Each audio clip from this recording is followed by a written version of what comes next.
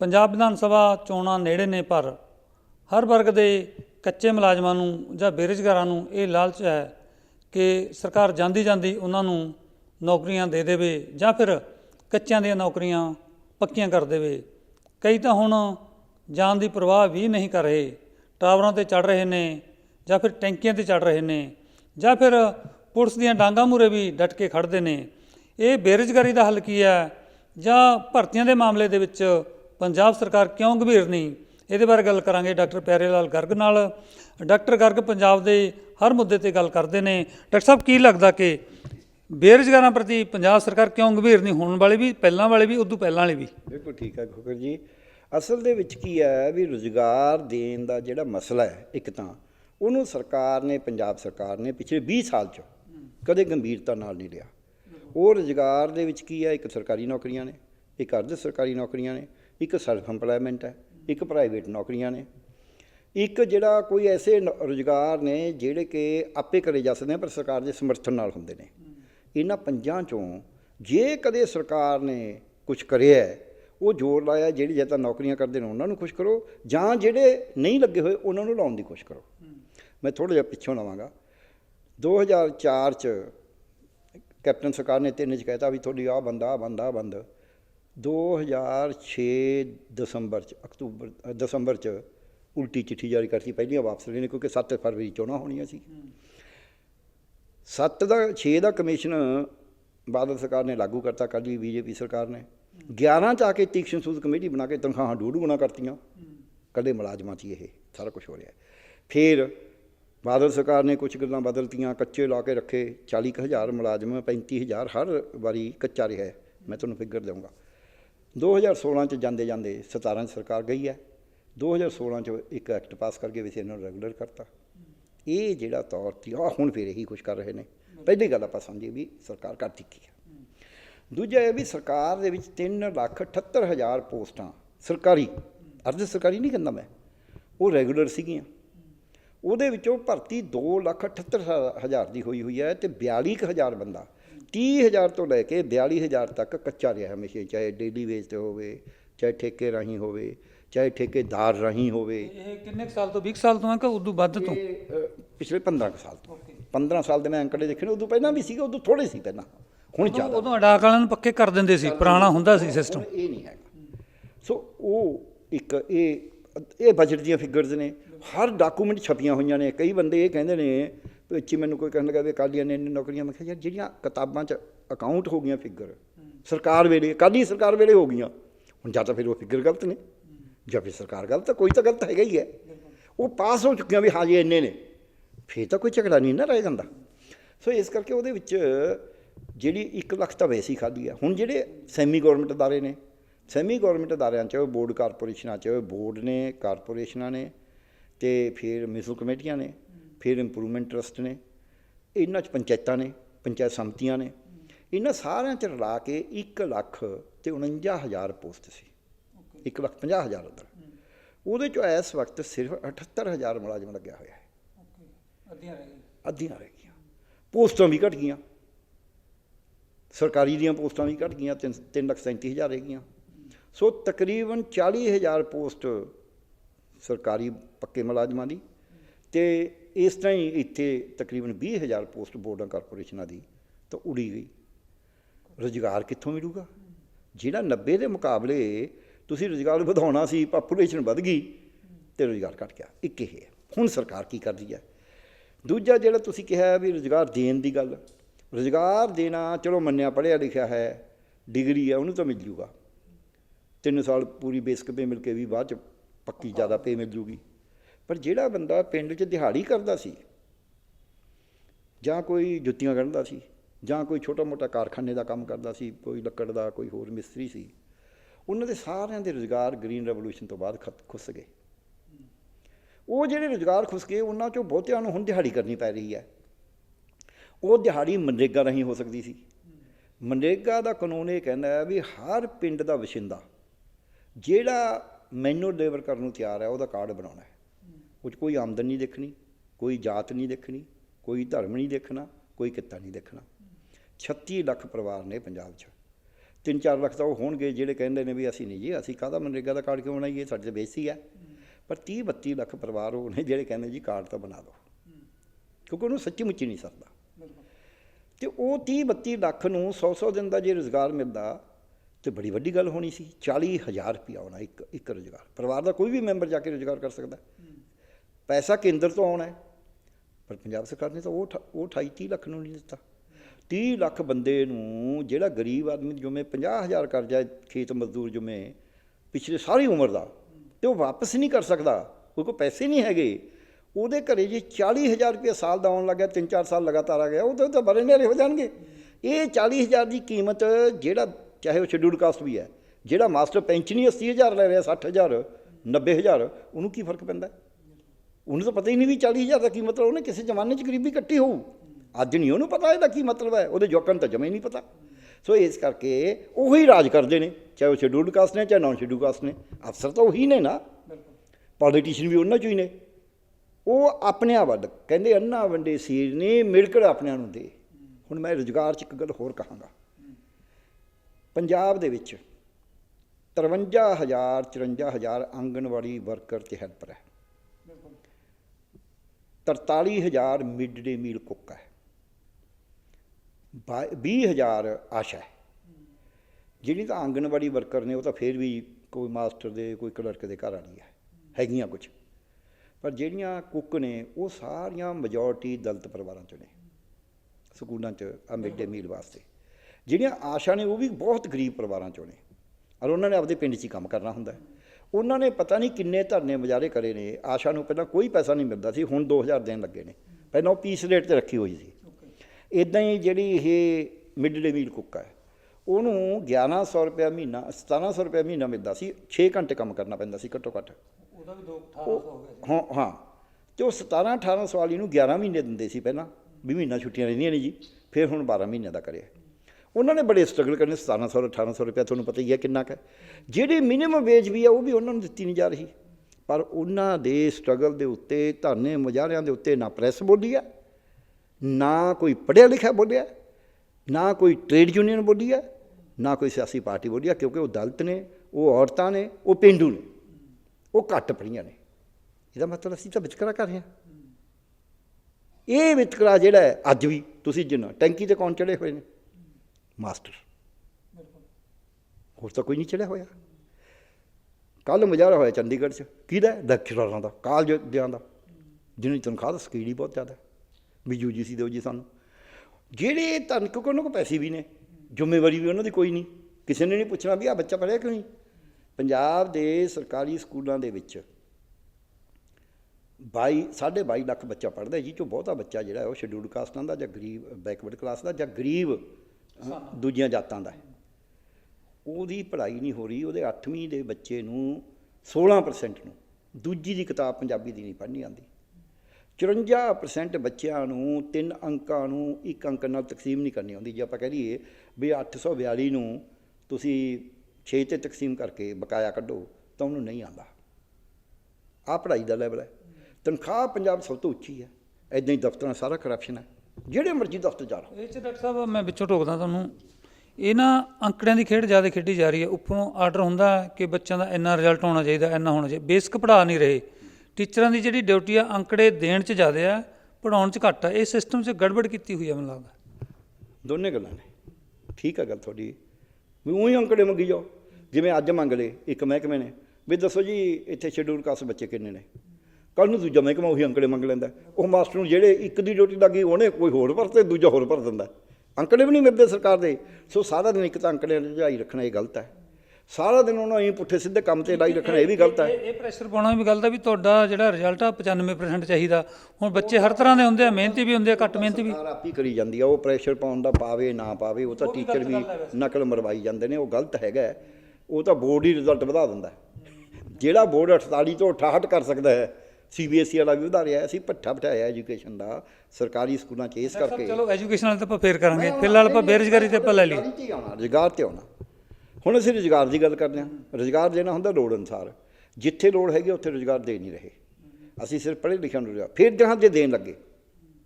ਹੁਣ ਆ ਰੁਜ਼ਗਾਰ ਦੇਣ ਲੱਗੇ ਸੀ, ਪੋਸਟਾਂ ਕੱਢੀਆਂ, 36,000 ਨੂੰ ਪੱਕੇ ਕਰਨਾ ਸੀ। ਹਾਂ ਉਹ ਵੀ ਕਹਿਤਾ ਠੀਕ ਹੈ।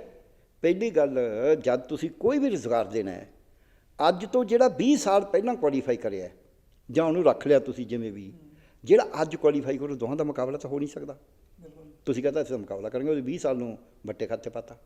ਇਹਦੇ ਉੱਤੇ ਮੈਂ ਕਿਉਂ ਕਹਿਣਾ, 1975 'ਚ ਮੈਂ MS ਵਾਸਤੇ ਅਰਜ਼ੀ ਦਿੱਤੀ, ਦਾਖਲੇ ਵਾਸਤੇ, ਪਰ ਨਾਲ ਮੈਂ ਕਿਹਾ ਵੀ ਜਿਹੜਾ ਦਾਖਲੇ ਦਾ ਤਰੀਕਾ ਵੀ ਨੰਬਰਾਂ ਦੇ ਹਿਸਾਬ 'ਤੇ ਦਾਖਲਾ ਹੋਊ, ਵੀ ਐਂ ਤਾਂ 3200 ਚੋਂ ਇੱਕ ਨੇ 2100 ਲਏ, ਦੂਜੇ ਨੇ 2101 ਲਏ, ਜਿਹਨੇ 2101 ਲਏ ਉਹਨੂੰ ਤਾਂ ਉੱਦਾਂ ਹੀ ਦਾਖਲਾ ਮਿਲ ਗਿਆ, ਅਤੇ ਜਿਹਨੇ 2100 ਲਿਆ ਉਹਨੂੰ ਕਹਾ 10 ਸਾਲ ਨਹੀਂ ਮਿਲਣਾ। ਇਹ ਕਿਹੜਾ ਉਹਨਾਂ ਦੀ ਬੁੱਧੀ 'ਚ ਕਿੰਨਾ ਕੁ ਫਰਕ ਹੈ। ਤਾਂ ਪ੍ਰੋਫੈਸਰ ਕਹਿਣ ਲੱਗੇ ਨਹੀਂ ਨਹੀਂ ਤੂੰ ਮੈਰਿਟ ਨੂੰ ਅਪੋਜ਼ ਕਰਦਾ ਹੈ। ਮੈਂ ਜੀ ਚਲੋ ਐਂ ਦੱਸੋ, ਜਿਹੜੇ ਮੈਡੀਕਲ ਕਾਲਜ ਦੇ ਸਾਰੇ ਪ੍ਰੋਫੈਸਰ ਨੇ, ਜਿੰਨੇ ਜਿੰਨੇ ਉਹਨਾਂ ਦੇ MBBS ਨੰਬਰ ਸੀ ਮੇਰੇ ਉਦੋਂ ਸਾਰਿਆਂ ਨਾਲੋਂ ਵੱਧ ਨੇ, ਫਿਰ ਮੈਂ ਉਹਨਾਂ ਨੂੰ ਸਿਆਣਾ ਹੋ ਗਿਆ, ਫਿਰ ਮੈਨੂੰ ਜ਼ਿਆਦਾ ਡਾਕਟਰੀ ਆਉਣ ਲੱਗੀ। ਸੋ ਇਹ ਜਿਹੜੇ ਹੁਣ ਭਰਤੀਆਂ ਕਰ ਰਹੀ ਹੈ ਸਰਕਾਰ, ਇਹਦੇ ਵਿੱਚ ਕੀ ਹੈ, ਨਾ ਤਾਂ ਉਹਨਾਂ ਦੇ ਤਜਰਬੇ ਦਾ ਧਿਆਨ ਰੱਖਿਆ, ਨਾ ਇਹ ਰੱਖਿਆ ਉਹਨਾਂ ਦੀ ਉਮਰ ਦਾ ਵੀ, ਯਾਰ ਬਹੁਤ ਦੇਰ ਹੋ ਗਈ ਕੰਮ ਕਰਦੇ ਨੇ, ਕੋਈ ਨਾ ਕੋਈ ਤਾਂ ਉਹਦਾ ਦਿਓ ਨਾ ਤੁਸੀਂ ਸਿਲਾ। ਫਿਰ ਜੇ ਇਸ ਤੋਂ ਅੱਗੇ ਕੀ ਕਰਿਆ, ਇਸ ਤੋਂ ਅੱਗੇ ਕਹਿੰਦਾ ਵੀ ਇੱਕ ਟੈਸਟ ਲਵਾਂਗੇ, ਇਹਦਾ ਮਤਲਬ ਉਹਦੀ ਡਿਗਰੀ ਦਾ ਤਾਂ ਕੋਈ ਮਤਲਬ ਹੀ ਨਹੀਂ। ਜਿਹਨੇ MA ਕਰੀ, PhD ਕਰੀ, BA ਕਰੀ, BSc ਕਰੀ, BEd, ਉਹਦਾ ਕੋਈ ਮਤਲਬ ਨਹੀਂ। ਆਹ 100 ਸਵਾਲ ਦਾ ਜੇ ਹੱਲ ਕਰ ਲਓਗੇ ਤਾਂ ਤੁਸੀਂ ਪਾਓਗਾ ਨਾ, ਨਹੀਂ ਤਾਂ ਗਏ। ਫਿਰ ਉਹਦੇ 'ਚ ਨਕਲ ਵੱਜਦੀ ਹੈ, ਫਿਰ ਉਹਦੇ 'ਚ ਪੇਪਰ ਗਲਤ ਆਉਂਦਾ ਹੈ, ਪੇਪਰ ਗਲਤ ਯੂਨੀਵਰਸਿਟੀਆਂ ਪਾਉਂਦੀਆਂ ਨੇ, ਉਹ ਕਹਿੰਦੇ ਫਿਰ ਕੀ ਹੋ ਗਿਆ ਜੇ ਪੇਪਰ ਗਲਤ ਹੈ। ਜਦ ਤੁਹਾਡੀਆਂ ਹੁਣ ਦੀ ਤਾਜ਼ੀ ਭਰਤੀ 'ਚ ਗੱਲ ਕਰ ਰਿਹਾ ਮੈਂ, ਜੇ ਤੁਹਾਡੀਆਂ ਯੂਨੀਵਰਸਿਟੀਆਂ ਨੇ ਪੇਪਰ ਗਲਤ ਪਾਤਾ, ਪੇਪਰ ਲੀਕ ਹੋਇਆ ਪਾਤਾ, ਜਿਹੜਾ 4 ਮਹੀਨੇ ਪਹਿਲਾਂ ਪੇਪਰ ਹੋਇਆ, 6 ਮਹੀਨੇ ਪਹਿਲਾਂ ਉਹੀ ਪੇਪਰ ਪਾਤਾ ਮੁੜ ਕੇ ਚੱਕ ਕੇ 100 ਚੋਂ 23 ਸਵਾਲ, ਅਤੇ ਇਹਦਾ ਮਤਲਬ ਯੂਨੀਵਰਸਿਟੀ ਦੀ ਕੋਈ ਜ਼ਿੰਮੇਵਾਰੀ ਨਹੀਂ, ਉਹ ਤਾਂ ਲੀਕਡ ਪੇਪਰ ਹੋ ਗਿਆ, ਪੁਰਾਣਾ ਪੇਪਰ ਹੋ ਗਿਆ, ਉਹ ਕਹਿੰਦੇ ਕੋਈ ਫਰਕ ਨਹੀਂ ਪੈਂਦਾ। ਇਹਦਾ ਮਤਲਬ ਤੁਸੀਂ ਭਰਤੀਆਂ 'ਤੇ ਸੀਰੀਅਸ ਨਹੀਂ ਹੈਗੇ, ਤੁਸੀਂ ਵੋਟਾਂ ਲੈ ਰਹੇ ਹੋ, ਤੁਸੀਂ ਬੰਦੇ ਲਾਇਕ ਬੰਦਿਆਂ ਨੂੰ ਛੱਡ ਕੇ ਤੁਸੀਂ ਨਲਾਇਕ ਬੰਦੇ ਵੀ ਭਰਤੀ ਕਰ ਸਕਦੇ ਹੋ, ਤੁਸੀਂ ਪੰਜਾਬੀਆਂ ਨੂੰ ਛੱਡ ਕੇ ਬਾਹਰਲੇ ਵੀ ਭਰਤੀ ਕਰ ਸਕਦੇ ਹੋ, ਤੁਸੀਂ ਜਿਹੜੇ ਤਜਰਬਾਕਾਰ ਨੇ, ਨੰਬਰ ਭਾਵੇਂ ਉਹਦੇ 4 ਘੱਟ ਹੋਣ, ਟੈਸਟ ਵੀ ਘੱਟ ਹੋਣਗੇ, ਉਹ ਤਜਰਬੇ ਦੀ ਕੋਈ ਕੀਮਤ ਨਹੀਂ ਰੱਖੀ। ਤੁਸੀਂ ਜਿਹੜੀ ਉਹਨੇ ਡਿਗਰੀ ਕਰੀ ਉਹਦੀ ਕੋਈ ਕੀਮਤ ਨਹੀਂ ਰੱਖੀ, ਫਿਰ ਡਿਗਰੀ ਕਰਾਉਂਦੇ ਕਾਹਦੇ ਵਾਸਤੇ? ਫਿਰ ਉਹੀ ਟੈਸਟ ਰੱਖ ਲਓ ਵੀ ਜਿਹੜਾ ਟੈਸਟ ਪਾਸ ਕਰ ਜੂਗਾ ਉਹਨੂੰ ਲਾ ਦਾਂਗੇ। ਤੁਸੀਂ ਡਿਗਰੀ ਇਸ ਕਰਕੇ ਰੱਖਿਆ ਵੀ ਡਿਗਰੀ ਤੋਂ ਬਿਨਾਂ ਉਹਨੂੰ ਪੜਾਉਣਾ ਨਹੀਂ ਆਉਣਾ, ਉਹਨੂੰ ਦਫ਼ਤਰ ਦਾ ਕੰਮ ਨਹੀਂ ਕਰਨਾ ਆਉਂਦਾ, ਉਹਨੂੰ ਸਿਪਾਹੀ ਭਰਤੀ ਹੋ ਕੇ ਕੰਮ ਨਹੀਂ ਕਰਨਾ ਆਉਣਾ, ਤਾਂ ਹੀ ਡਿਗਰੀ ਰੱਖੀ ਹੈ ਨਾ। ਜਾਂ ਤਾਂ ਜਿਹੜੇ ਟੈਸਟ ਵਾਲੇ ਨੂੰ ਕਹੋ ਵੀ ਫਿਰ ਇਹ ਤਾਂ ਟਿਕਣੇ ਲਾ ਕੇ। ਅੱਛਾ ਹਾਈ ਕੋਰਟ, ਮੈਂ ਕਿਉਂ ਕਹਿਣਾ, ਇੱਕ ਲਾਈਨ 'ਚ ਕਹਾਂਗਾ, ਹਾਈ ਕੋਰਟ 'ਚ ਇੱਕ ਸਵਾਲ ਆਇਆ ਸੀ ਮੇਰੇ ਸਾਹਮਣੇ, ਜੱਜ ਸਾਹਿਬ ਕਹਿਣ ਲੱਗੇ ਇਹ ਟਿਕਣੇ ਤਾਂ ਅਨਪੜ੍ਹ ਵੀ ਲਾ ਸਕਦਾ। ਮੈਂ ਕਿਹਾ ਹਾਂਜੀ ਲਾ ਸਕਦਾ ਹੈ, ਪਰ ਮੈਂ ਕਿਹਾ ਜੀ ਇੱਕੋ ਗੱਲ ਹੈ ਵੀ ਇਹ ਅਨਪੜ੍ਹ, ਮੈਂ ਬੇਨਤੀ ਕਰਦਾ ਵੀ ਇਹ ਟੈਸਟ ਤੁਸੀਂ ਵੀ ਨਹੀਂ ਬੈਠ ਸਕਦੇ। ਅਸੀਂ ਸ਼ਰਤ ਪਾਈ ਹੋਈ ਹੈ ਵੀ MBBS 'ਚੋਂ ਘੱਟੋ ਘੱਟ 50% ਵਾਲਾ ਪਾਸ ਹੈ, ਜਿਹਨੇ MBBS ਪਾਸ ਨਹੀਂ ਕਰੀ ਉਹ ਟੈਸਟ 'ਚ ਬੈਠ ਹੀ ਨਹੀਂ ਸਕਦਾ। ਉਂਝ ਜੇ ਉਹ ਬੈਠ ਸਕਦਾ ਹੋਵੇ ਟਿਕਣੇ ਸੱਚੋਂ ਵਿੱਚ ਲਾ ਸਕਦਾ, ਇਹ ਗੱਲ ਤੁਹਾਡੀ ਠੀਕ ਹੈ। ਸੋ ਮੈਂ ਤਾਂ ਕਹਿਣਾ ਟਿਕਣੇ ਲਾ ਕੇ ਫੈਸਲਾ ਨਹੀਂ ਕਰੀਦਾ ਹੁੰਦਾ, ਫਿਰ ਉਹ 'ਚ 100 ਸਵਾਲ ਹੈ, ਫਿਰ ਉਹ 'ਚ ਸਵਾਲ ਰਿਪੀਟ ਨੇ, ਫਿਰ ਉਹ 'ਚ ਦੂਜਾ ਬੰਦਾ ਬੈਠ ਕੇ ਦੂਜੇ ਦਾ ਟੈਸਟ ਦੇ ਰਿਹਾ ਹੈ। ਇਸ ਟੈਸਟ ਵੀ ਹੋਇਆ, ਵੀਡੀਓਗ੍ਰਾਫੀ ਕਰੀ ਹੋਈ ਨਹੀਂ, ਤੁਸੀਂ ਪੇਪਰ ਗਲਤ ਪਾਤਾ, ਤੁਸੀਂ 2 ਯੂਨੀਵਰਸਿਟੀਆਂ ਨੇ ਵੱਖਰਾ ਸਟੈਂਡਰਡ ਲੈ ਲਿਆ, ਤੁਸੀਂ SI ਦਾ ਪੇਪਰ ਲਿਆ, ਉਹ 'ਚ ਪੇਪਰ ਲੀਕ ਹੋ ਗਿਆ, ਤੁਹਾਡਾ ਰੌਲਾ ਪੈ ਗਿਆ ਸਾਰਾ। ਤੁਸੀਂ ਹੋਰ ਆਹ ਵਾਰਡ ਅਟੈਂਡੈਂਟਾਂ ਦਾ ਬਾਬਾ ਫਰੀਦ ਯੂਨੀਵਰਸਿਟੀ ਨੇ ਪੇਪਰ ਲਿਆ, ਉਹਦੇ 'ਤੇ ਬੜੇ ਰੌਲੇ ਪਏ। 800-900 ਬੰਦਾ ਭਰਤੀ ਕਰਨਾ ਸੀ, 2.5 ਲੱਖ ਅਰਜੀ ਸੀ। ਆਹ 1168 ਲੈਕਚਰਰ ਭਰਤੀ ਕਰਨੇ ਨੇ, ਲੱਖ ਅਰਜੀ ਹੈ। ਤੁਸੀਂ ਕਰਦੇ ਕੀ ਹੋ? ਇਹਦਾ ਮਤਲਬ ਬਹੁਤ ਜਨਤਾ ਵਿਹਲੀ ਹੈ, ਪੜ੍ਹੀ ਲਿਖੀ, ਉਹਨੂੰ ਤੁਸੀਂ ਰੁਜ਼ਗਾਰ ਦੇਣਾ, ਉਹਦੇ ਵਿੱਚ ਤੁਸੀਂ ਘਪਲਾ ਕਰ ਰਹੇ ਹੋ। ਫਿਰ ਉਹ ਜਿਹੜਾ ਘਪਲਾ ਤੁਹਾਡੇ ਧਿਆਨ 'ਚ ਵੀ ਆ ਗਿਆ ਵੀ ਇਹ ਘਪਲਾ ਹੈ, ਅਤੇ ਤੁਸੀਂ ਕੋਈ ਕਮਿਸ਼ਨ ਬਣਾ ਕੇ, ਕੋਈ ਤੌਰ ਤਰੀਕਾ ਅਡਾਪਟ ਕਰਕੇ, ਕੋਈ ਜਿਹਨੂੰ ਕਹਿੰਦੇ ਅਸੀਂ ਨਿਰਪੱਖ ਅਨੁਕਾਰੀ, ਤੁਸੀਂ ਨਿਰਪੱਖ ਪੜਤਾਲ ਕਰਨ ਨੂੰ ਤਿਆਰ ਹੀ ਨਹੀਂ। ਤੁਸੀਂ ਕਹਿੰਦੇ ਜੋ ਅਸੀਂ ਕਰਤਾ ਫਿਰ ਠੀਕ ਹੈ। ਫਿਰ ਤਾਂ ਇਹੀ ਹੈ ਵੀ ਜੋ ਮਰਜ਼ੀ ਚੋਰੀ ਠੱਗੀ ਹੋ ਗਈ, ਲੋਕ ਤਾਂ ਪੈਸੇ ਚੁੱਕੀ ਫਿਰਨਗੇ। ਤੁਸੀਂ ਮੈਨੂੰ ਖੋਖਰ ਸਾਹਿਬ ਦੱਸੋ, ਜਿਹਨੂੰ 3 ਸਾਲਾਂ ਬਾਅਦ ਹੀ, ਪਹਿਲਾਂ 3 ਸਾਲ ਬੇਸਿਕ 'ਤੇ ਦੇਣਗੇ, ਜਿਹਨੂੰ 3 ਸਾਲਾਂ ਬਾਅਦ 1.5 ਲੱਖ ਰੁਪਇਆ ਤਨਖਾਹ ਦਾ ਮਿਲਣਾ ਹੈ, ਉਹ ਕਹਿੰਦਾ ਯਾਰ ਸਾਲ ਦੀ ਤਨਖਾਹ ਇਹਨਾਂ ਨੂੰ ਦੇ ਦਿਓ, 18 ਲੱਖ ਰੁਪਇਆ ਹੋ ਗਿਆ। ਜੇ 2 ਸਾਲ ਦੀ ਮੰਗ ਲਓ 36 ਲੱਖ ਵੀ ਦੇਣ ਨੂੰ ਤਿਆਰ ਹੈ। ਉਹ ਕਹਿੰਦਾ ਮੁੜ ਕੇ ਤਾਂ ਸਾਰੀ ਉਮਰ ਪੈਸੇ ਆਉਣਗੇ, ਮੂੰਹ ਤਾਂ ਮਿਲਣੀ ਨਹੀਂ ਨੌਕਰੀ। ਪ੍ਰਾਈਵੇਟ ਦੇ ਵਿੱਚ ਨੌਕਰੀ ਦੇ ਪੈਸੇ ਘੱਟ, ਸਰਕਾਰੀ ਪ੍ਰਾਈਵੇਟ 'ਚ ਟੀਚਰ ਨੂੰ ਤਨਖਾਹ ਮਿਲਣੀ ਆ 5 ਤੋਂ 10,000, 10 ਤੋਂ 20,000 ਤੇ ਨਾਲੇ ਮੁੰਜ ਕੁੱਟ ਕੇ ਕੰਮ ਲੈਣਾ। ਸਰਕਾਰੀ 'ਚ ਤਨਖਾਹ ਮਿਲਣੀ 80 ਤੋਂ ਲੱਖ ਰੁਪਈਆ, ਕੰਮ ਕੋਈ ਨਹੀਂ, ਜ਼ਿੰਮੇਵਾਰੀ ਕੋਈ ਨਹੀਂ। ਸੋ ਫਿਰ ਤਾਂ ਅਗਲਾ ਭੱਜੂਗਾ ਹੀ ਉੱਧਰ ਨੂੰ।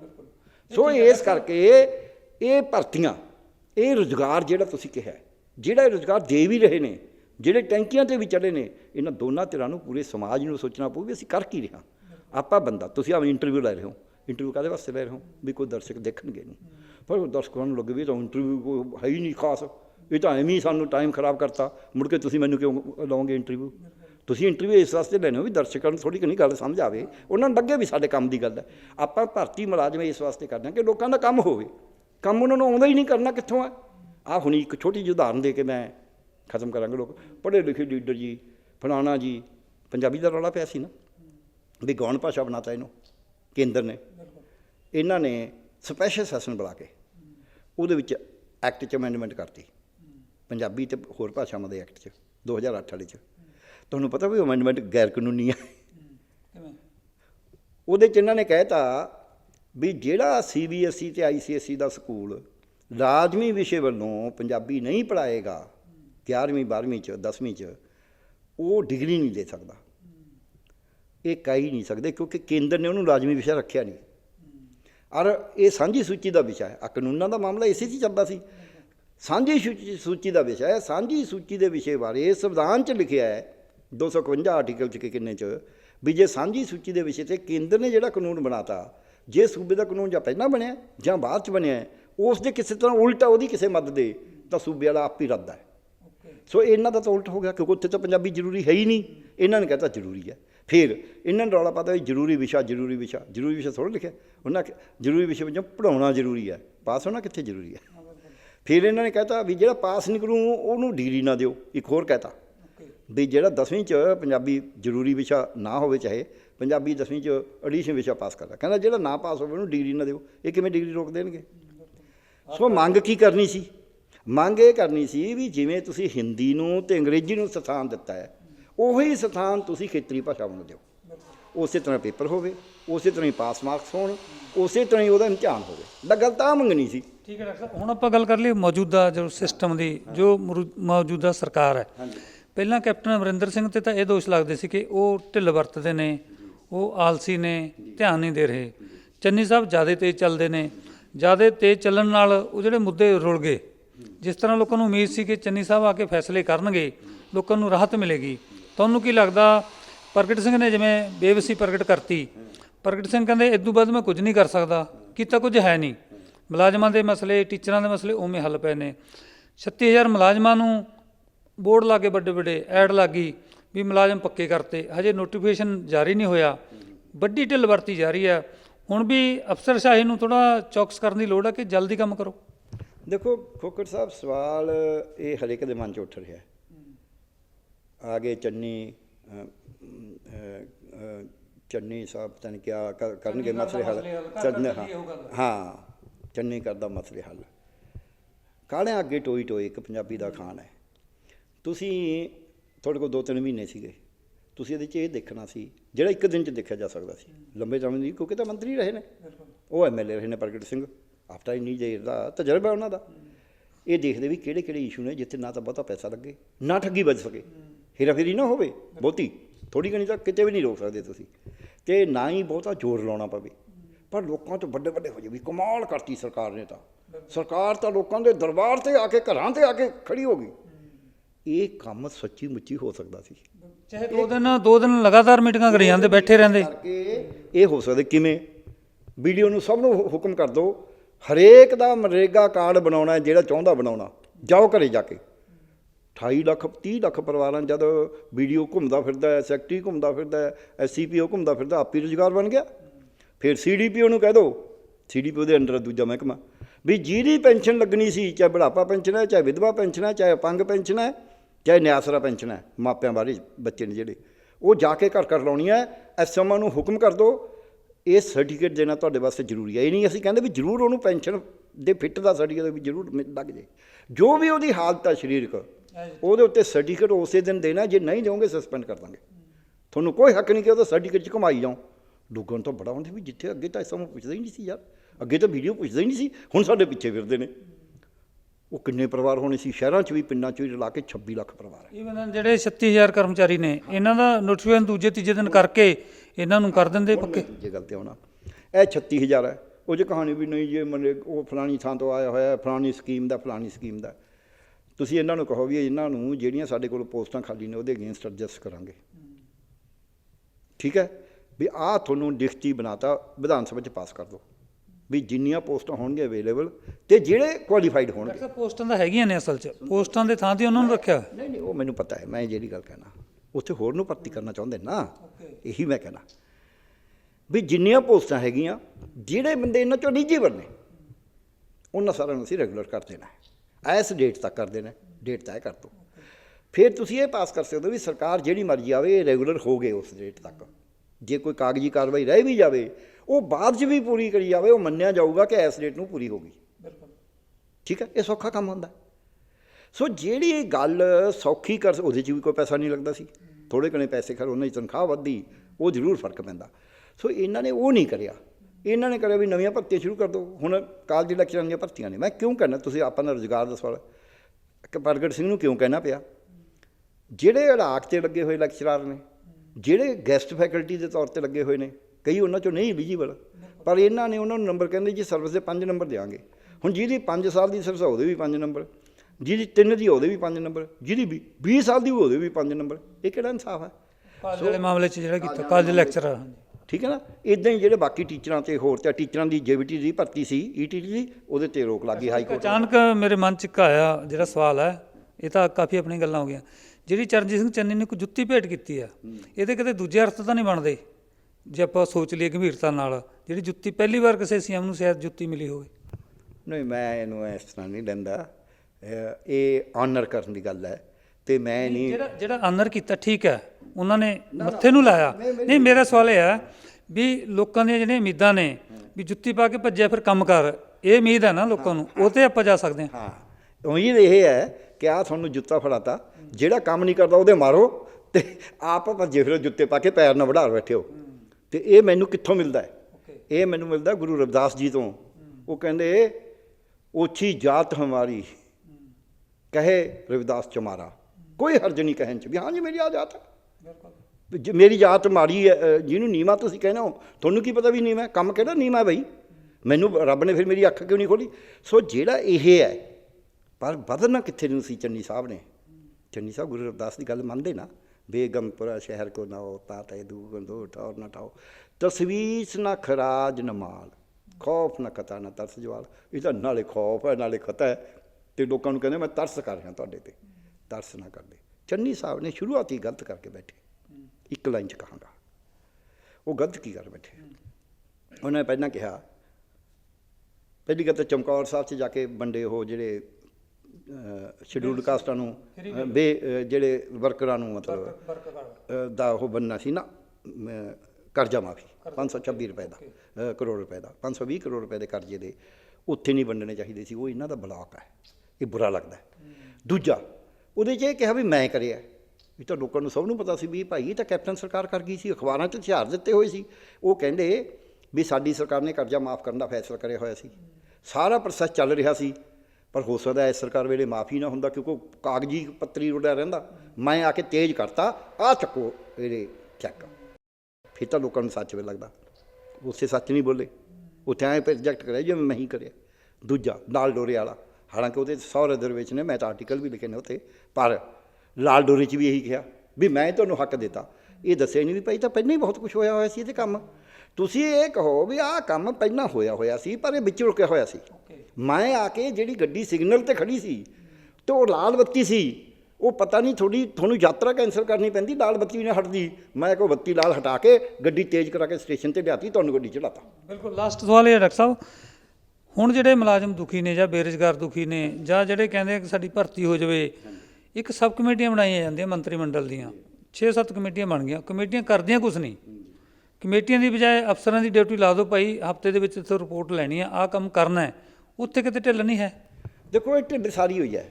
ਇਹ ਜੇ ਤੁਸੀਂ ਅਫਸਰਾਂ ਦੀ ਡਿਊਟੀ ਲਾ ਵੀ ਦਿਓਗੇ, ਮੈਂ ਤਾਂ ਸਰਕਾਰ 'ਚ ਰਿਹਾ, ਅਫਸਰ ਬਾਬੂਆਂ ਤੋਂ ਅੰਕੜੇ ਲੈਂਦੇ ਨੇ, ਉਹ ਅੰਕੜੇ ਸਾਰੀ ਗਲਤ ਹੁੰਦੇ ਨੇ। ਸੋ ਇਸ ਕਰਕੇ ਜੇ ਅਫਸਰਾਂ ਦੀ ਵੀ ਡਿਊਟੀ ਲਾ ਦੋਗੇ, ਕਰਨਾ ਉਹਨਾਂ ਨੇ ਵੀ ਕੁਛ ਨਹੀਂ। ਕੰਮ ਹੁੰਦਾ, ਕੰਮ ਆਪੇ ਨਹੀਂ ਕਰੀਦਾ ਹੁੰਦਾ, ਕੰਮ ਹੁੰਦਾ ਹੁਕਮ। ਵੀ ਜੇ ਗਲਤ ਨਿਕਲਿਆ ਨਾ, ਜਿਹਦੀ ਜ਼ਿੰਮੇਵਾਰੀ ਹੋਈ ਉਹਨੂੰ ਡਿਸਮਿਸ ਕਰਾਂਗੇ। 311(2)(20) ਦੇ ਅੰਡਰ ਅਧਿਕਾਰ ਦਿੱਤਾ ਹੋਇਆ ਸੰਵਿਧਾਨ ਨੇ ਸਾਨੂੰ, ਵੀ ਉਹਨੂੰ ਡਿਸਮਿਸ ਕਰਾਂਗੇ। ਆਪਦਾ ਧਿਆਨ ਨਾਲ ਕਰਿਓ, ਅਗਲਾ ਆਪੇ ਕੁੰਨੇ 'ਚ ਕਰੂ, ਮੈਨੂੰ ਤਾਂ ਆਉਂਦਾ ਨਹੀਂ ਜੀ। ਮੈਂ ਇਹ ਕੰਮ ਲਏ ਨੇ, ਮੈਂ ਕਿਸੇ ਨੂੰ ਸਜ਼ਾ ਨਹੀਂ ਦਿੱਤੀ ਕਦੇ ਵੀ ਨਾ ਇਹ ਕੰਮ ਕਰਨਾ ਪਊਗਾ, ਪੈਸੇ ਮਿਲਦੇ ਨੇ ਤੁਹਾਨੂੰ। ਸੋ ਕੰਮ ਕਰਨ ਦੇ ਵਿੱਚ ਸਾਡੇ ਨਲਾਇਕੀ ਇੰਨੀ ਹੈ। ਤੁਸੀਂ ਐਂ ਕਰੋ, ਹੈਲਥ ਮਹਿਕਮੇ ਨੂੰ ਪੁੱਛੋ ਵੀ ਤੁਹਾਡੇ ਹਸਪਤਾਲ ਕਿੰਨੇ ਨੇ, ਮਰੀਜ਼ ਕਿੰਨੇ ਨੇ, ਡਾਕਟਰ ਕਿੰਨੇ ਨੇ, ਖਾਲੀ ਪੋਸਟਾਂ ਕਿੰਨੀਆਂ ਨੇ। ਨਰਚਮ ਦਾ ਰੌਲਾ ਪੈ ਰਿਹਾ ਨਾ, ਜਿਹੜੀ ਤੁਸੀਂ ਪੋਸਟਾਂ ਦੀ ਗੱਲ ਕਰਦੇ ਹੋ, ਇਹਨੂੰ ਪੁੱਛ ਲਓ ਜੇ ਦੱਸ ਜਾਣ। ਇੱਕ ਬਾਬੂ ਹੋਰ ਦੱਸੂ, ਇੱਕ ਦੂਜਾ ਹੋਰ ਦੱਸੂ, ਡਾਇਰੈਕਟਰ ਨੂੰ ਪਤਾ ਕੁਛ ਨਹੀਂ। ਉਦੋਂ ਅੱਗੇ ਹੁਣ ਮਹੀਨਾ ਕੁ ਬਾਕੀ ਹੈ ਦਸੰਬਰ ਦਾ, ਜੇ ਸਖਤ ਐਕਸ਼ਨ ਵਾਸਤੇ ਕਾਨੂੰਨਾਂ ਮੁਤਾਬਕ ਵੀ ਐਕਸ਼ਨ ਲਿਆ ਜਾਊਗਾ, ਇਹ ਐਵੇਂ ਦੇ ਹੁਕਮ ਹੋ ਜਾਣ ਸਖਤੀ ਵਾਲੇ। ਦੇਖੋ, ਗੱਲ ਇਹ ਹੈ, ਗੁਰੂ ਗ੍ਰੰਥ ਸਾਹਿਬ 'ਚ ਕਿਹਾ ਰੋਗ ਦਾਰੂ ਵੈਦਾ ਵੈਦ ਸੋ ਵੈਦ, ਤੂੰ ਪਹਿਲਾਂ ਰੋਗ ਪਛਾਣ। ਇਹ ਰੋਗ ਤਾਂ ਪਛਾਣਿਆ ਹੀ ਨਹੀਂ ਇਹਨਾਂ ਨੇ, ਇਹਨਾਂ ਤਾਂ ਦਵਾਈ ਦੇਣੀ ਸ਼ੁਰੂ ਕਰਤੀ, ਉਹ ਕਪੜਾ ਹੋ ਗਿਆ। ਇਹ ਹੁਣ ਵੀ ਹੋਊਗਾ। ਸੋ ਜਿਹੜੀਆਂ ਕਮੇਟੀਆਂ ਬਣਾਉਂਦੇ ਨੇ, ਇਹ ਜਿਹੜੀ ਮਰਜ਼ੀ ਬਣਾਉਣ, ਪਹਿਲੇ ਤਾਂ ਮਲਟੀਪਲ ਬਣਾਉਣ ਦੀ ਲੋੜ ਨਹੀਂ, ਇੱਕ ਕਮੇਟੀ ਬਣਾ ਦੇਣ ਵੀ ਸਾਰੇ ਉਹਦੇ ਕੋਲ ਪੇਸ਼ ਹੋ, ਲਿਖ ਕੇ ਪੇਸ਼ ਕਰੋ ਆਪਦੇ ਡਾਟੇ। ਜੇ ਗਲਤ ਹੋਇਆ ਫਿਰ ਤੁਹਾਨੂੰ ਉਲਟਾ ਟੰਗ ਦਾਂਗੇ। ਇਹ ਉਹਨਾਂ ਨੂੰ ਪਤਾ ਹੋਵੇ ਵੀ ਗਲਤ ਡਾਟਾ ਨਹੀਂ ਦੇਣਾ, ਨਹੀਂ ਤਾਂ ਹੇਰਾ ਫੇਰੀ ਉਹ ਕਹਿੰਦਾ ਆਪਾਂ ਵੀ ਬਗਦੀ ਗੰਗਾ 'ਚ ਹੱਥ ਧਰੋ। ਇਹ ਉਹੀ ਜੀ ਗੱਲ ਹੈ ਚੰਨੀ ਸਾਹਿਬ ਦੇ ਰਾਜ 'ਚ, ਜਿਹੜੀ ਵੈਸੇ ਪਹਿਲਾਂ ਵੀ ਹੁੰਦੀ ਆਈ ਹੈ। ਕਿਸੇ ਰਾਜੇ ਨੇ ਕਿਹਾ ਵੀ ਮੈਂ ਸਵੇਰ ਨੂੰ ਇੱਥੇ ਯੱਗ ਕਰਨਾ, ਇਹ ਤਲਾਬ 'ਚ ਦੁੱਧ ਪਾ ਕੇ ਜਾਓ ਸਾਰੇ ਗੜਵੀ ਗੜਵੀ। ਕੋਈ ਮੇਰੇ ਵਰਗਾ ਸਵੇਰੀ ਉੱਠਿਆ, ਉਹਨੇ ਆਖਿਆ ਦੁੱਧ ਤਾਂ ਬੱਕੀਆਂ ਸਾਰਿਆਂ ਨੇ ਪਾਉਣਾ ਹੀ ਆ, ਆਪਾਂ ਪਾਣੀ ਪਾਇਆ ਹੋਣਾ, ਇੱਥੇ ਕਿਹੜਾ ਹਨੇਰੇ 'ਚ ਕਿਸੇ ਨੇ ਦੇਖਣਾ। ਉਹ ਪਾਣੀ ਪਾ ਗਿਆ, ਸਾਰਿਆਂ ਨੇ ਐਂ ਸੋਚਿਆ ਉਹ ਸਵੇਰ ਨੂੰ ਤਲਾਬ ਪਾਣੀ ਦਾ ਭਰਿਆ ਹੋਇਆ ਸੀ। ਸੋ ਇਹਨਾਂ ਦਾ ਪਾਣੀ ਦਾ ਤਲਾਬ ਭਰ ਰਿਹਾ, ਇਹ ਦੁੱਧ ਨਹੀਂ ਪਾਉਣ ਵਾਲੇ। ਇਸੇ ਕਰਕੇ ਪ੍ਰਗਟ ਸਿੰਘ ਵਰਗੇ ਇਮਾਨਦਾਰ ਹਾਰਡ ਵਰਕਰ ਬੰਦੇ ਨੂੰ ਕਹਿਣਾ ਪਿਆ ਵੀ ਹੁਣ ਮੈਂ ਕੁਛ ਨਹੀਂ ਕਰ ਸਕਦਾ, ਹੱਥ ਖੜੇ ਕਰਨੇ ਪਏ। ਕਿਉਂ? ਕਿਉਂਕਿ ਪਹਿਲਾਂ ਹੀ ਘੋਲ ਗੰਢਾਂ ਦੇਤੀਆਂ। ਤਾਣੀ ਖੋਖਰ ਸਾਹਿਬ ਜਿਹੜੀ ਉਲਝੀ ਹੋਵੇ ਉਹਨੂੰ ਸੁਲਝਾਉਣ ਵਾਸਤੇ ਪਹਿਲਾਂ 2 ਮਿੰਟ ਸੋਚਣਾ ਪੈਂਦਾ। ਸਤਸੰਗ 2 ਘੜੀਆਂ, ਕੋਈ ਕਰਦੇ ਕਰਮਾਂ ਵਾਲੇ ਸਤਸੰਗ, ਕੋਈ ਢੋਲਕੀ ਖੜਕਾਣਾ ਨਹੀਂ ਹੈ, ਬਸ ਰਾਏ ਕਰਨਾ। ਇੱਕ ਲਾਸਟ ਗੱਲ ਕਹਿ ਕੇ ਗੱਲ ਖਤਮ ਕਰੂੰ। ਮੈਨੂੰ ਕਈ ਵਾਰ ਸਰਜਰੀ 'ਚ ਬੁਲਾਇਆ ਤਾਂ ਦੇਖਿਆ ਵੀ ਉਹਨੇ ਕੱਟ ਹੀ ਗਲਤ ਦਿੱਤਾ ਹੋਇਆ। ਜੇ ਮੈਂ ਜਾ ਕੇ ਦੇਖ ਲੈਣਾ ਵੀ ਅੱਛਾ ਇਹਨੇ ਕੀ ਗੜਬੜ ਕਰੀ ਹੋਈ ਹੈ ਤਾਂ ਮੈਂ ਕਰ ਦੂੰਗਾ। ਜੋ ਤਾਂ ਕੀ ਕਰਿਆ, ਫਿਰ ਮੈਂ ਦੂਜੇ ਪਾਸੇ ਨੂੰ ਕੱਟ ਦਿੱਤਾ ਬਿਨਾਂ ਦੇਖੀ। ਸੋ ਮੈਨੂੰ 1 ਮਿੰਟ 2 ਮਿੰਟ 'ਚ ਵੀ ਭਾਈ ਤਾਂ ਕਿਵੇਂ ਕਰਿਆ, ਕਿਉਂ ਕਰਿਆ, ਅਤੇ ਆਪ ਦੇਖਾਂ ਵੀ ਹਾਂ ਵਾਕਈ ਇਹ ਕਰਿਆ। ਇਹ ਨਹੀਂ ਵੀ ਉਹਦੇ ਕੱਲੇ ਕਹੇ ਤੋਂ ਫਿਰ ਮੈਂ ਸੋਚਾਂ ਵੀ ਮੈਂ ਇਹਨੂੰ ਕਿਵੇਂ ਕਰਨਾ ਹੁਣ ਹੱਲ। ਕਿਉਂਕਿ ਜਦੋਂ ਫਸਿਆ ਹੋਇਆ ਹੈ, ਬੁਲਾਇਆ ਤਾਂ ਮੈਨੂੰ ਇਸੇ ਵਾਸਤੇ, ਉਹਨੇ ਗਾਲਾਂ ਖਾਣ ਵਾਸਤੇ ਥੋੜ੍ਹਾ ਬੁਲਾਇਆ। ਸੋ ਇਹ ਜਿਹੜੀ ਤਾਣੀ ਉਲਝੀ ਹੋਈ ਸੀ, ਜਿਹੜੀ ਘੋੜ ਗੰਢ ਪਈ ਹੋਈ ਸੀ, ਉਹਨੂੰ ਖੋਲ੍ਹਣ ਦਾ ਤਰੀਕਾ ਇਹ ਹੁੰਦਾ ਹੈ ਵੀ ਇਹ ਕਿਹੜੇ ਧਾਗੇ ਨੂੰ ਆਪਾਂ ਪਹਿਲਾਂ ਖਿੱਚੀਏ ਤਾਂ ਕਿ ਖੁੱਲ੍ਹੇ, ਨਹੀਂ ਤਾਂ ਆਪਾਂ ਜ਼ੋਰ ਲਾ ਕੇ ਝਟਕੇ ਮਾਰੀ ਜਾਵਾਂਗੇ, ਜ਼ੋਰ ਵੀ ਲਾਈ ਜਾਵਾਂਗੇ, ਨਹੀਂ ਖੁੱਲ੍ਹਣੀ।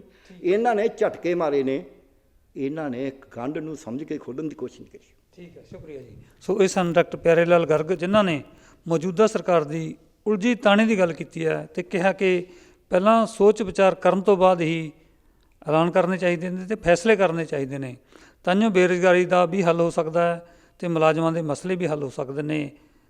ਐਲਾਨ ਕਰਨ ਤੋਂ ਪਹਿਲਾਂ 100 ਵਾਰੀ ਸੋਚੋ, ਇਹਨਾਂ ਨੇ ਵਾਰ-ਵਾਰ ਕਿਹਾ।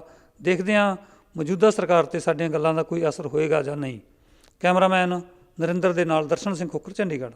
ਅਲੀਸ਼ਾ ਬੇਗਮ, ਇੱਕ ਔਰਤ ਦਾ ਦੁੱਖ ਇੱਕ ਔਰਤ ਹੀ ਸਮਝ ਸਕਦੀ ਹੈ। ਰੂਹਾਨੀ ਅਤੇ ਕਾਲੀ ਸ਼ਕਤੀਆਂ ਦੀ ਮਾਲਕਨ, ਦੁਨੀਆ ਦਾ ਸਭ ਤੋਂ ਚਮਤਕਾਰੀ ਇਲਮ ਮੇਰੇ ਕੋਲ ਹੈ। ਮੇਰੇ ਕੀਤੇ ਨੂੰ ਕੋਈ ਕੱਟ ਨਹੀਂ ਸਕਦਾ। ਕਾਲਾ ਇਲਮ ਕਰਨਾ ਅਤੇ ਤੋੜਨਾ ਹਰ ਇੱਕ ਦੇ ਵੱਸ ਦੀ ਗੱਲ ਨਹੀਂ। ਪਰੇਸ਼ਾਨੀ ਜਿਵੇਂ ਲਵ ਮੈਰਿਜ, ਪਤੀ ਪਤਨੀ 'ਚ ਝਗੜਾ, ਸੌਤਨ ਦੁਸ਼ਮਣ ਤੋਂ ਛੁਟਕਾਰਾ, ਤਲਾਕ ਕੇਸ, ਬੁਰੇ ਸੁਪਨੇ, ਵਿਦੇਸ਼ ਯਾਤਰਾ, ਬੁਰੀ ਸੰਗਤ ਜਾਂ ਨਸ਼ਾ ਛੁਡਾਉਣਾ, ਬਿਮਾਰੀ 'ਚ ਦਵਾ ਨਾ ਲੱਗਣਾ। ਵਸ਼ੀਕਰਨ ਇੱਕ ਸੱਚਾਈ ਹੈ। ਵਸ਼ੀਕਰਨ ਕਰਵਾਓ, ਮਨ ਚਾਹਾ ਪਿਆਰ ਪਾਓ। ਕੀ ਤੁਹਾਡੀ ਕਿਸਮਤ 'ਚ ਲੋਟਰੀ ਦਾ ਯੋਗ ਹੈ ਜਾਂ ਨਹੀਂ? ਸੱਚਾਈ ਜਾਣੋ। ਲੋਟਰੀ ਨੰਬਰ ਪਾਓ, ਭਾਵੇਂ 649 ਹੋਵੇ ਜਾਂ ਲੋਟੋ ਮੈਕਸ। 11 ਘੰਟੇ 'ਚ ਕਰਵਾਓ ਹਰ ਪਰੇਸ਼ਾਨੀ ਦਾ ਹੱਲ ਘਰ ਬੈਠੇ। ਅਸ਼ਟਾਮ ਪੇਪਰ ਤੇ ਲਿਖ ਕੇ ਲਵੋ ਕੰਮ ਦੀ ਗਾਰੰਟੀ। ਜਾਂ ਕਹਿਣੇ ਤੋਂ ਬਾਹਰ तुरंत संपर्क करो, ਤੁਹਾਡੀ ਹਰ ਗੱਲ ਗੁਪਤ ਰੱਖੀ ਜਾਵੇਗੀ। ਅਲੀਸ਼ਾ ਬੇਗਮ। वर्ल्ड फेमस बाबा सलीम खान 21 बार गोल्ड मेडलिस्ट। सारियां थावां तो निराश अते मायूस होने वाले एक बार फोन जरूर करो, जिवें चाहोगे उवें होएगा। It's my promise, immediately result, open challenge. इल्मां दे माहिर A to Z समस्यावां दा फोन ते घर बैठे करवाओ हल। वशीकरण अते मुठ करनी, लव मैरिज, सौतन अते दुश्मन तो छुटकारा, पक्का काम पक्का हल, 101% गारंटी, अष्टाम पेपर समेत। सब तो पहला काम करन दा वादा, नौकरी, प्रमोशन, कारोबार च परेशानी, घर च झगड़ा, कोर्ट केस, तलाक, प्रॉपर्टी झगड़ा, पति पत्नी च अनबन, जादू टोना, मनमोहनी वशीकरण करवाओ जां तोड़वाओ, रुस्से नूं मनाउणा। ਹੁਣੇ ਕਾਲ ਕਰੋ ਬਾਬਾ ਸਲੀਮ ਖਾਨ 9819 37467। ਪੜਾਈ 'ਚ ਦਿਲ ਲੱਗਦਾ ਸੀ, ਨੰਬਰ ਚੰਗੇ ਆਉਂਦੇ ਸੀ। ਐਸੀ ਖੋਟੀ ਦੀ ਪ੍ਰੀ ਮੈਟ੍ਰਿਕ ਸਕਾਲਰਸ਼ਿਪ ਜੋ ਮਿਲਦੀ ਸੀ। ਬਾਪੂ ਮਜ਼ਦੂਰੀ ਕਰਦਾ, ਬੇਬੇ ਨੂੰ ਮਸਾਂ ਹੀ ਘਰਾਂ 'ਚ ਕੰਮ ਮਿਲਦਾ, ਪਰ ਮੈਂ ਖੁਸ਼ ਸੀ। 10ਵੀਂ 'ਚ ਸਾਈਕਲ ਮਿਲੂਗੀ ਤੇ ਪੋਸਟ ਮੈਟ੍ਰਿਕ ਐਸੀ ਵਜੀਫਾ ਵੀ। ਲੰਬੜਦਾਰਾਂ ਦੀ ਰਾਣੋ ਵਾਂਗ ਇੰਜੀਨੀਅਰ ਬਣਾਂਗੀ। ਪਰ ਸੁਪਨੇ ਹੀ ਰਹਿ ਗਏ। ਸਕਾਲਰਸ਼ਿਪ ਬੰਦ ਹੋ ਗਈ, ਸਕੂਲ ਛੁੱਟ ਗਿਆ, ਸਾਈਕਲ ਮਿਲੀ ਕੋਈ ਨਾ ਤੇ ਫੀਸ ਹੈ ਨਹੀਂ। ਹੁਣ ਮਾਂ ਨਾਲ ਘਰਾਂ 'ਚ ਕੰਮ ਕਰਨ ਜਾਨੀ ਆ ਦਿੱਤਾ ਮੈਨੂੰ ਇਸ ਸਰਕਾਰ ਨੇ। ਹੁਣ ਨਹੀਂ, ਮੈਂ ਕਹਿ ਦਿੱਤਾ ਬਾਪੂ ਬੇਬੇ ਨੂੰ, ਐਤਕੀ ਸਬਕ ਸਿਖਾਉਣਾ ਹੈ। ਵੋਟ ਪਾਉਣੀ ਉਹਨਾਂ ਨੂੰ ਜਿਹੜੇ ਸਮਝਣ ਸਾਡੇ ਦਰਦਾਂ ਨੂੰ।